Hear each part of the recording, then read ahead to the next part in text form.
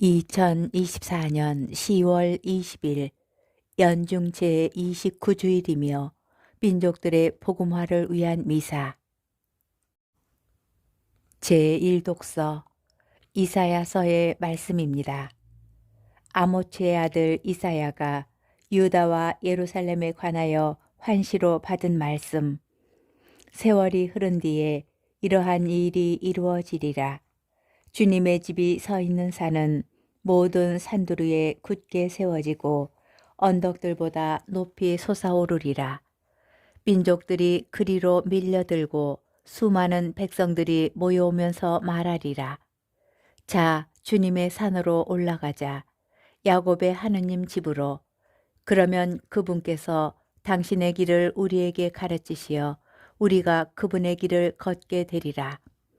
이는 시온에서 가르침이 나오고 예루살렘에서 주님의 말씀이 나오기 때문이다. 그분께서 민족들 사이에 재판관이 되시고 수많은 백성들 사이에 심판관이 되시리라. 그러면 그들은 칼을 쳐서 보습을 만들고 창을 쳐서 낫을 만들리라.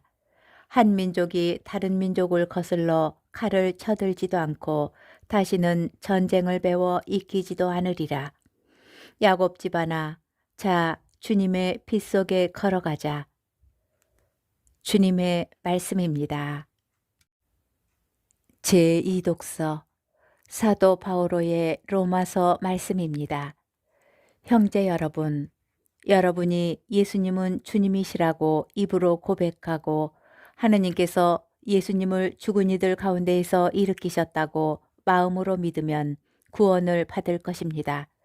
곧 마음으로 믿어 의로움을 얻고 입으로 고백하여 구원을 얻습니다.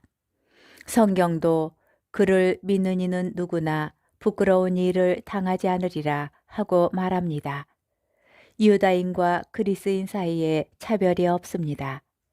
같은 주님께서 모든 사람의 주님으로서 당신을 받들어 부르는 모든 이에게 풍성한 은혜를 베푸십니다. 과연 주님의 이름을 받들어 부르는 이는 모두 구원을 받을 것입니다. 그런데 자기가 믿지 않는 분을 어떻게 받들어 부를 수 있겠습니까? 자기가 들은 적이 없는 분을 어떻게 믿을 수 있겠습니까? 선포하는 사람이 없으면 어떻게 들을 수 있겠습니까? 파견되지 않았으면 어떻게 선포할 수 있겠습니까? 이는 성경에 기록된 그대로입니다. 기쁜 소식을 전하는 이들의 발이 얼마나 아름다운가. 그러나 모든 사람이 복음에 순종한 것은 아닙니다. 사실 이사야도 주님, 저희가 전한 말을 누가 믿었습니까? 하고 말합니다. 그러므로 믿음은 들음에서 오고 들음은 그리스도의 말씀으로 이루어집니다. 그러나 나는 묻습니다. 그들이 들은 적이 없다는 것입니까? 물론 들었습니다. 그들의 소리는 온 땅으로, 그들의 말은 누리 끝까지 퍼져나갔다. 주님의 말씀입니다. 복음, 마테오 복음 28장 16절에서 20절의 말씀입니다.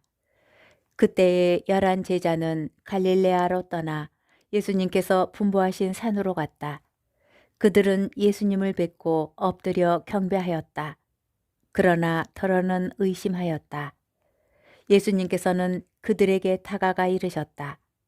나는 하늘과 땅의 모든 고난을 받았다.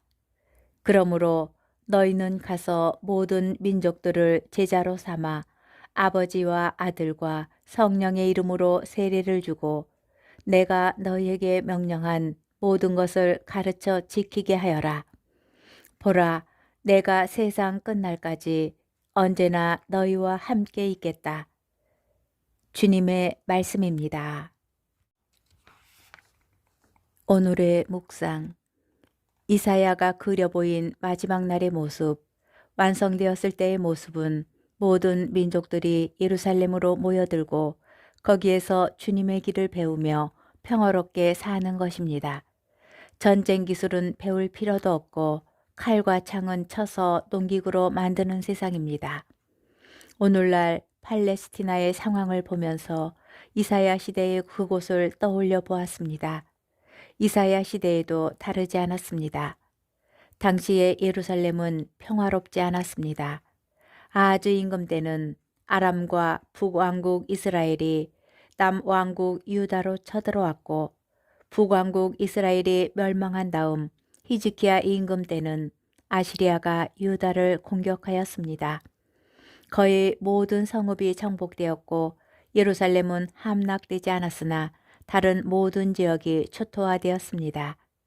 그런 전쟁을 겪었기에 오히려 전쟁 없는 세상을 그렸습니다. 이사야 시대 이후 오늘날까지도 전쟁이 끊이지 않습니다. 지금 유다인들과 팔레스티아인들이 서로 죽이는 모습만 탓할 일은 아닙니다.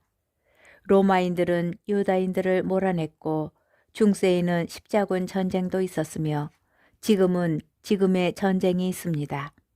그리스도인들이라고 유다인들보다 덜 호전적이어서 그들을 덜 죽인 것도 아닙니다. 유다인들과 무슬림과 그리스도인들 근본적으로는 같은 하느님을 믿는 이들인데 그렇게 살아왔습니다.